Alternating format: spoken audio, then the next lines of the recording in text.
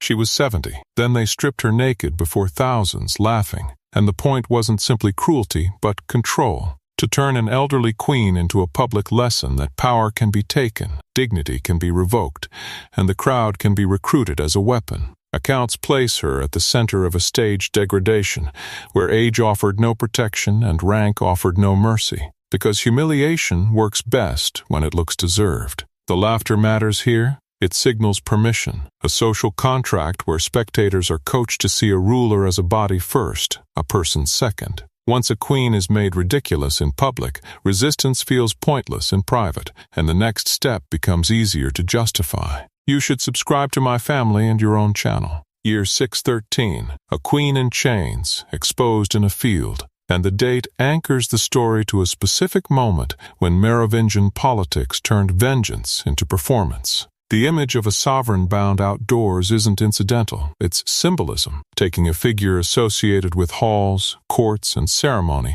and dragging her into open space where anyone can stare, judge, and participate. Records from this period are often partisan, but they agree on the intention. Her defeat had to be visible and shareable, not hidden behind palace walls. A chain is a legal statement as much as a physical one, announcing that authority has switched hands and that the new order wants witnesses. This wasn't an execution. This was 3 days of engineered humiliation, a slow construction designed to break the person and rewrite the memory. An execution ends a problem. A spectacle manufactures a narrative, one that can outlive the victim and travel farther than any army. The length matters because each day adds a fresh layer of public consent. By day 2, the crowd has normalized the cruelty, and by day 3, the end feels like completion instead of murder. Whether every detail is consistent across accounts or not, the structure of the ordeal reads like planning, not impulse. And that's what makes it historically chilling. They didn't just want her dead,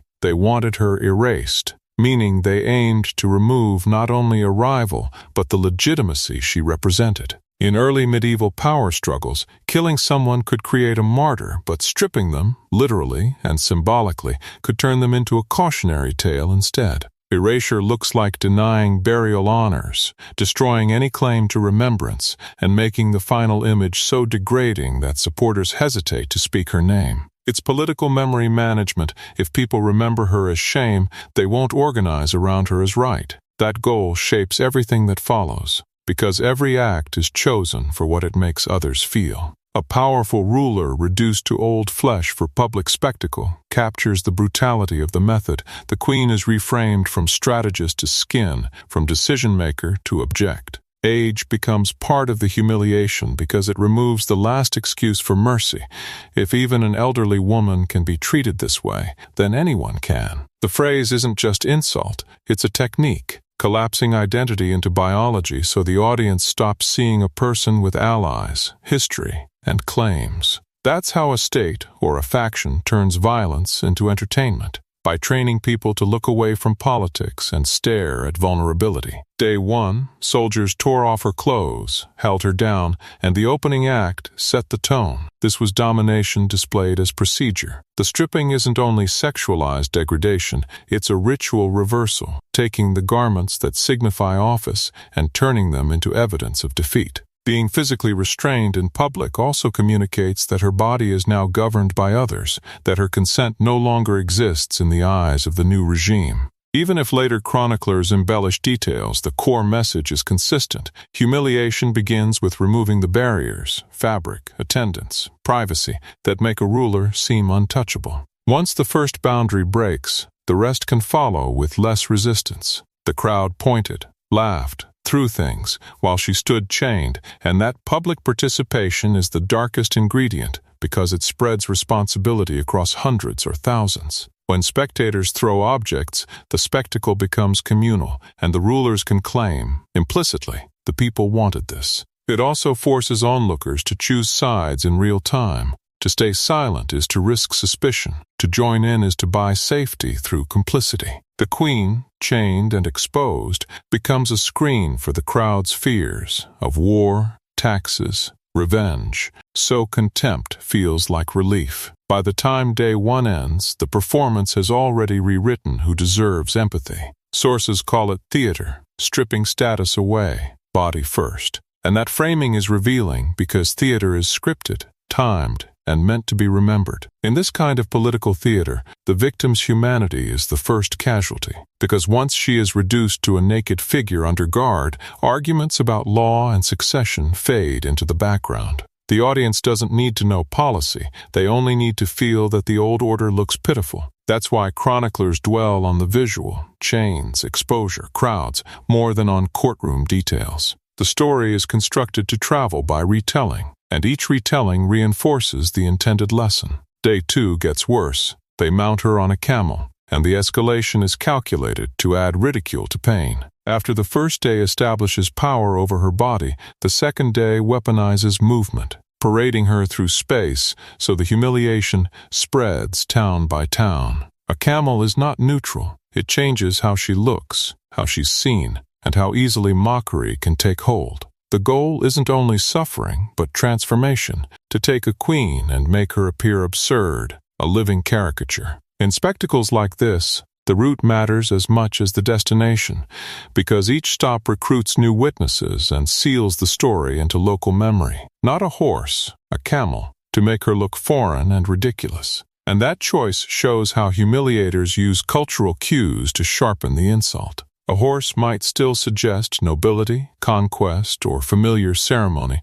A camel can signal outsider, something exotic to gawp at, something that doesn't belong. The animal becomes part of the propaganda, a moving prop that tells the crowd how to interpret what they're seeing before anyone speaks. Even if viewers don't understand the politics, they understand the joke they're being offered, and laughter becomes a form of allegiance. By turning her into a spectacle of otherness, they narrow the space for sympathy. People came from miles to watch the great queen paraded naked, because humiliation at scale turns into an event, and events create social proof. When a crowd grows, the individual conscience shrinks. People assume someone else knows the truth, and their own discomfort becomes easier to ignore. The queen's prior reputation, strong, feared, contested, only increases the draw, because watchers want to see the mighty made small. This is how political violence becomes folk entertainment. It offers a rare moment where ordinary people can stare directly at power and feel, briefly, above it. Each new witness is another layer of validation for the regime that ordered it. She stayed conscious through it. Every village saw her downfall, and that detail matters because awareness is part of the punishment. To be conscious is to be forced to register every face, every laugh, every thrown object as information. This is what your world is now. A fainted victim can be imagined as spared. A conscious victim is made to endure, to remember, to carry the humiliation inside the mind as well as on the skin. And every village seeing it means the humiliation isn't localized. It becomes a traveling proclamation that her authority is finished. The parade doesn't just move her body. It moves the story ahead of her, preparing the next crowd. No water, little food, exposed, at 70, meant to break her, because deprivation turns public shame into physical collapse. The age detail sharpens the intention. They weren't testing strength. They were demonstrating that even frailty won't be protected if you're the chosen target. Exposure also makes the body itself a battlefield. Sun, cold, dust, and exhaustion become accomplices to the guards. It's a kind of slow violence that looks less bloody to observers while still being lethal in effect. By the end of the second day, the spectacle has trained the crowd to expect further escalation, and the system has proven it can sustain cruelty without consequence. This wasn't random cruelty. Records say each step was deliberate, and deliberation is what turns suffering into policy. Random violence is frightening, but engineered humiliation is instructive. It teaches everyone what the rulers will do, how far they will go, and what kinds of bodies they believe they can control. Deliberate steps also imply planning meetings, orders, and agreement, which means the act wasn't just the whim of one sadist, but a shared strategy.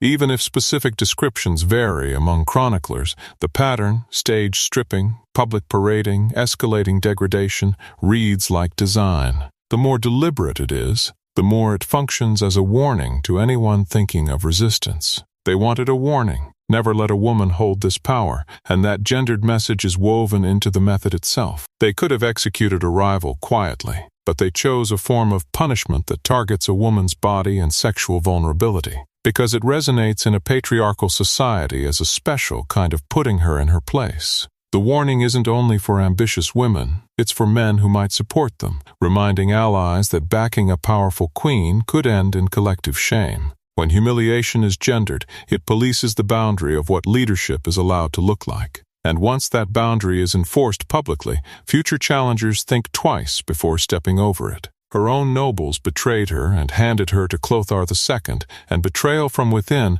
makes the humiliation more effective because it suggests inevitability. If even her court abandoned her, the crowd can interpret the spectacle as proof that she must have deserved it, that the political tide itself condemned her. Handing her over also transfers legitimacy. It allows the victor to present the act as enforcement rather than kidnapping. In power struggles, internal betrayal often comes from fear, opportunism, or exhaustion after years of conflict, and each motive feeds the same outcome, isolating the target until no one dares intervene. Once she is delivered into enemy hands, the theater can begin without interruption. This was revenge, ending a blood feud that lasted 46 years, and long feuds distort justice because each side inherits grudges like property. When conflict spans decades, people stop asking what is lawful and start asking what feels satisfying, and that shift is exactly what public humiliation exploits. Revenge also needs an audience. It wants recognition, the visible settling of accounts, the moment everyone admits who won. A 46-year feud creates a population primed for a dramatic conclusion, a finale that feels proportionate to the pain remembered. In that atmosphere, cruelty can be marketed as closure, and the queen's body becomes the stage where closure is performed. They built a narrative first. Witch, murderer, anything to justify, because humiliation requires moral permission. If the public can be convinced the victim is monstrous, then stripping and parading her stops looking like abuse and starts looking like cleansing. Labels like these don't need proof in a heated political environment. They need repetition, authority, and timing. The narrative also simplifies complexity.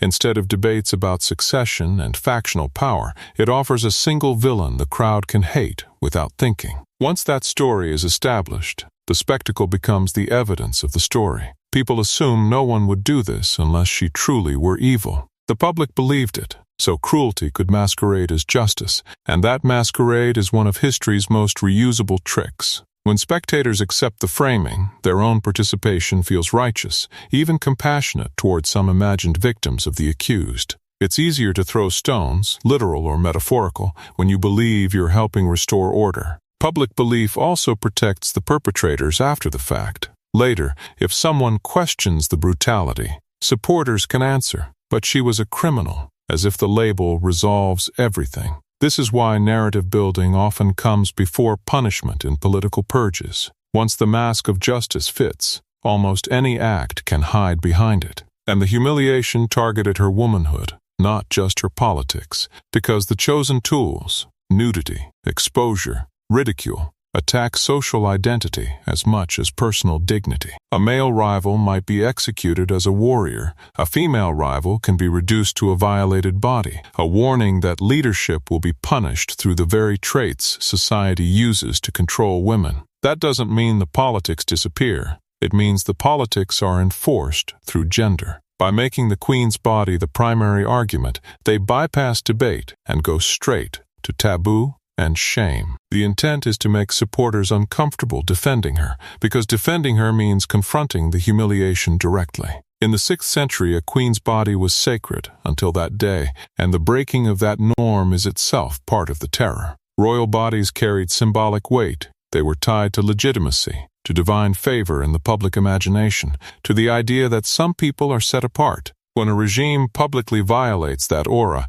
it signals a new order that no longer recognizes old boundaries. The sacred becomes disposable, and that's a message to every aristocrat watching: your protections are conditional. Once sacredness is revoked for one queen, it can be revoked for others, and the court learns that loyalty to the victor is now the only shield that matters. They made power look pathetic, naked, mocked. displayed like a trophy. Because ridicule is a kind of political assassination. A trophy doesn't speak, it proves the hunter's strength. By turning a queen into an object of display, the victors claim not only physical control, but moral superiority, as if dominance itself equals righteousness. Mockery also corrodes the memory of her rule. People begin to recall the spectacle more vividly than any policies or victories, and that selective memory serves the new regime. This is why humiliation is often preserved in writing, its propaganda with legs, traveling forward in time. Once power is made pathetic, it becomes harder for anyone to argue it should return. Even the animal mattered. Camel equals outsider, not one of us. And that's how symbols do heavy lifting in mass persuasion. People may not follow dynastic details, but they can instantly read belonging versus alien, and humiliators exploit that instinct. The camel becomes a moving sign that the queen is no longer part of the community's moral circle. She is presented as something strange, laughable, safely distant. When a victim is framed as an outsider, empathy feels optional, even risky. The spectacle teaches the crowd a shortcut. You don't need evidence, only the feeling that she doesn't belong. That shortcut makes the later violence easier to accept. They weren't removing a rival, they were rewriting what women could be, and that makes the humiliation bigger than one life. When a powerful woman is punished through gender degradation, it narrows the imagination of what leadership can look like for everyone watching. Future women learn that authority may come with a special kind of punishment. And future men learn that supporting female power could stain them by association. The rewriting happens through fear. People internalize the boundary without needing laws to enforce it. And because the spectacle is public, it becomes a shared reference point, the story whispered whenever someone steps out of line. One queen's humiliation can become a cultural restraint, and chroniclers recorded it so future generations would remember, because memory is part of the weapon. Writing fixes the spectacle into a story that outlasts the crowd and outlives the factions that staged it. But chroniclers are never neutral cameras. They choose emphasis, adjectives, and moral framing, sometimes to flatter victors, sometimes to warn readers, sometimes to entertain. That tension is important. The very act of recording can preserve propaganda while also preserving evidence of brutality. When later readers encounter the scene, they inherit the intended lesson. But they can also notice the cruelty and question the justice claimed. The record becomes both a chain and a crack. Day 3, they don't kill her quickly, not even close, and the slowness is a final assertion that her body is still theirs to use. A quick death could look like mercy or a clean legal end. A prolonged death looks like ownership, the state or the victor, deciding not only that she must die, but how she must suffer. The third day also completes the structure: humiliation, parade, then destruction, a sequence that moves from public consent to irreversible finality. Even if details differ among accounts, the consensus is that the end was not designed to be humane. The spectacle needed a closing act as memorable as its opening, so the fear would stick. They tied her to a horse and released it across a field, and the image is meant to horrify because it turns an animal's force into an execution device. It also removes the intimacy of killing. No single hand strikes the fatal blow, which can make perpetrators feel less personally responsible. A field, open and visible, keeps the death within the language of spectacle,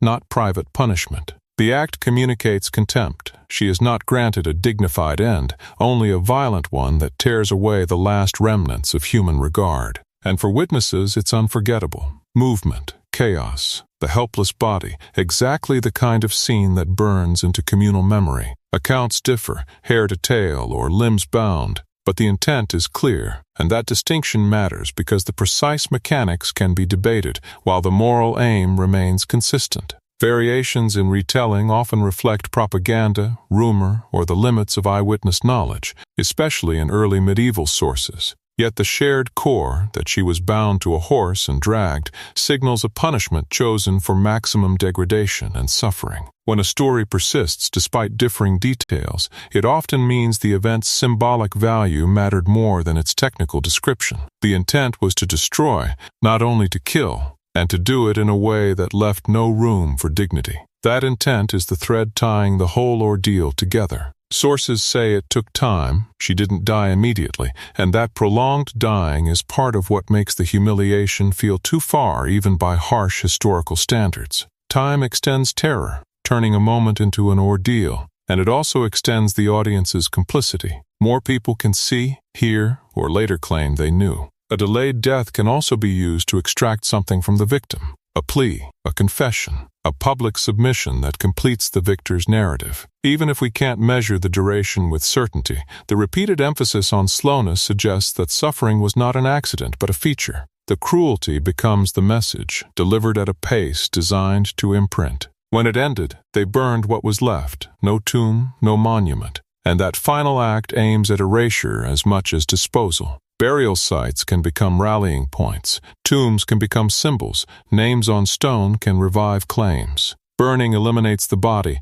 and disrupts the rituals that would normally restore dignity in death. It also denies supporters a place to mourn publicly, which limits collective grieving and keeps resistance fragmented. The absence of a monument is a political choice. If there is no sanctioned memory, the victors hope the story will collapse into shame and silence. Yet the very extremity of the act can backfire, because people remember what feels forbidden to remember. Justice didn't unify anything. Instability returned after Clothar's death, and that outcome exposes the lie at the heart of such spectacles. Public humiliation is sold as closure, but it rarely resolves the underlying fractures, rival claims, resentments, and the habits of violence it normalizes. When a regime uses theatrical cruelty, it teaches others that power is maintained through terror, so successors inherit a more dangerous political culture. The Queen's destruction may remove one focal point, but it can also deepen bitterness among those who saw the act as excessive or sacrilegious.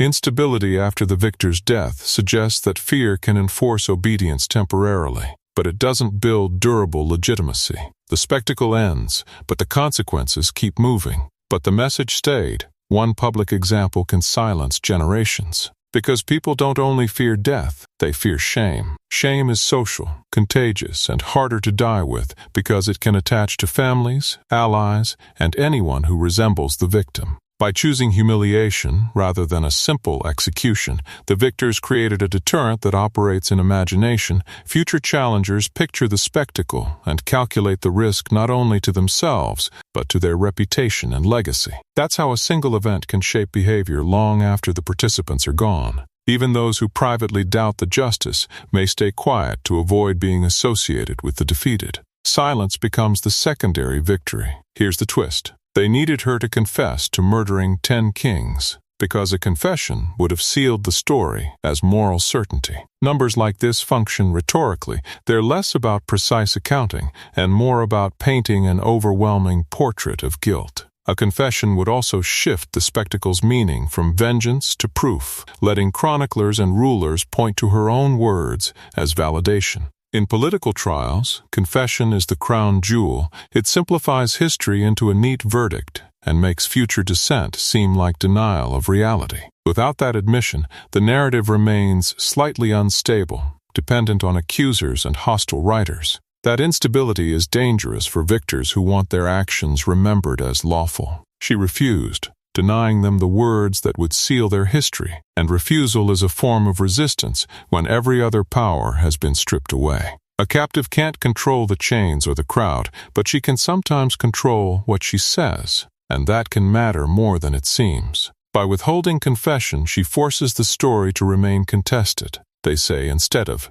she admitted. For rulers trying to justify extreme humiliation, that difference is a problem, because it leaves space for doubt in later generations. Refusal also restores a sliver of agency, small, costly, but real. At the moment, they most want her to be purely passive. It's a reminder that domination is never total if the mind can still choose. And that refusal left a crack in the story they wanted forever, because history is shaped as much by what can't be proven as by what can. A crack invites questions. If the guilt was certain, why the need for theater? If the justice was clean, why the insistence on humiliation? If the narrative was solid, why demand a confession at all? Later readers can look through that crack and see the machinery, propaganda, gendered punishment, public complicity, rather than only the official verdict. The Queen's End remains one of the most brutal humiliations associated with this era, not merely for its violence, but for how carefully it was staged to control memory. And yet, the very care of the staging is what makes the lingering doubt impossible to fully erase. This video is intended for educational and historical analysis. It discusses real events, institutions, and documented practices without graphic depiction.